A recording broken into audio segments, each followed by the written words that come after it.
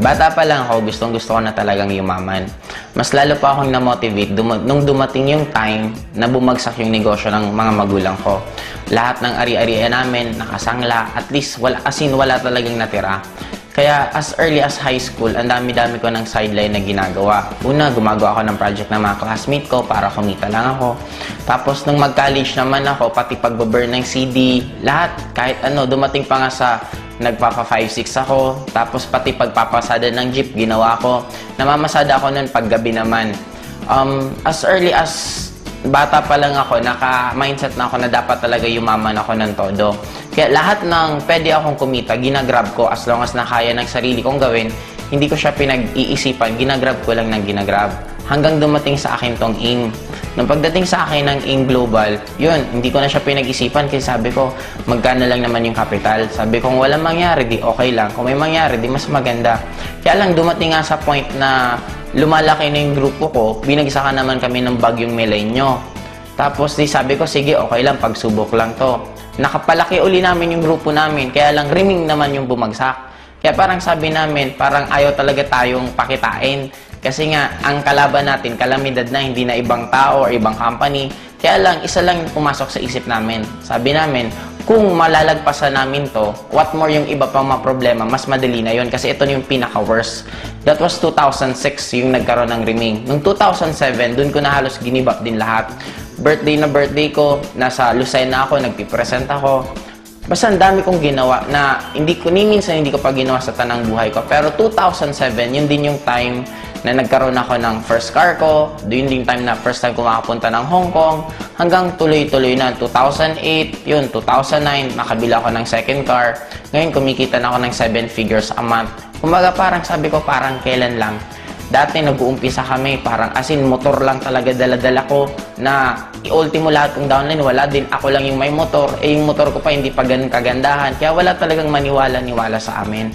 Pero ngayon, sobrang amazed na ako kasi lalo na dito sa lugar namin, kung mag-i-invite kami ng tao, diretsuhan na talaga. Pag tinanong kami kung anong ginagawa namin, sinasabi namin networking. Tapos, ang good thing ngayon, meron na kaming sariling identity. And by next year din, bibili na ako ng sariling building na doon na namin ilalagay mismo yung opisina ng AIM Global. Kung mga first time in the history of networking dito sa lugar namin, ang dami namin kumitang tao na nagkaroon ng sasakyan and bibili din ako ng resort para susunod doon na kayo magkakandak ng training at yung mga grupo ko from other na place, pwede silang pumunta dito para maipasyal ko rin. Ang point ko kasi, iba pala talaga pag kumikita ka ng pera. Darating sa point na halos hindi mo na sa'yo importante yung pera. Ang pinaka-importante na lang sa'yo is yung convenient ng buhay mo.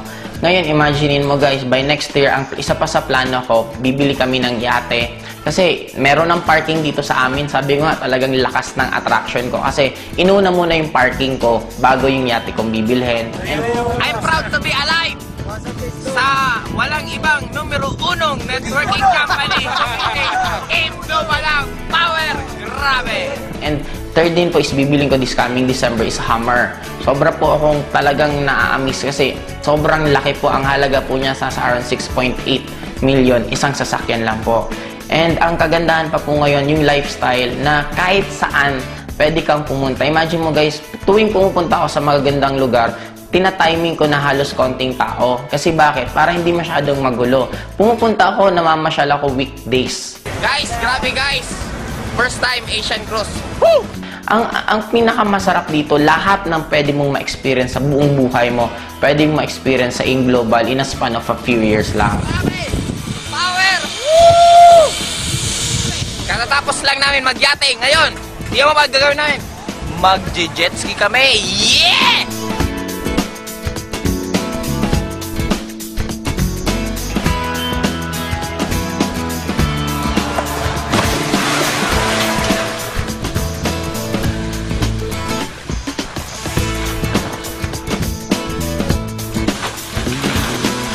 Kumbaga, yun yung nabigay sa amin na buhay because sa desisyon namin na gawin yung AIM Global at trabahuhin. Next year, US kami. Sobrang excited ako kasi Talagang first time ko makakapunta sa US na ni minsan hindi man lang pumasok sa isip ko na makakarating pala ako. Pero dahil sa Global, binigay nila lahat sa amin yan. Kung meron pa sa inyong nag-iisip, actually dapat huwag nyo na siyang pag-isipan. Kasi ang nakakaduda ngayon, hindi na yung networking hindi na Global. Magpo 4 years na ang Global, ang dami nang napayaman. Ang nakakaduda ngayon, kung pag-graduate mo ba, meron ka pang trabaho, or kung nagtatrabaho ka man ngayon, kung magkano yung natitira sa'yo. Ano yung point ko? Ang point ko lang, eto na yung nakikita nyo na yung result. Bakit kailangan nyo pang pagdudahan? Ang kailangan nyo na lang gawin, paniwalaan nyo. Kagaya ng mga iba kong friends, it took them 2 years bago nagsipag-join. Pero after 2 years yun, ngayon sila naman yung mga bibili ng sari-sariling sasakyan. Yun pala yung kagandahan sa AIM. Pag once naniwala ka at trinabaho mo, meron at meron at meron talagang mangyayari.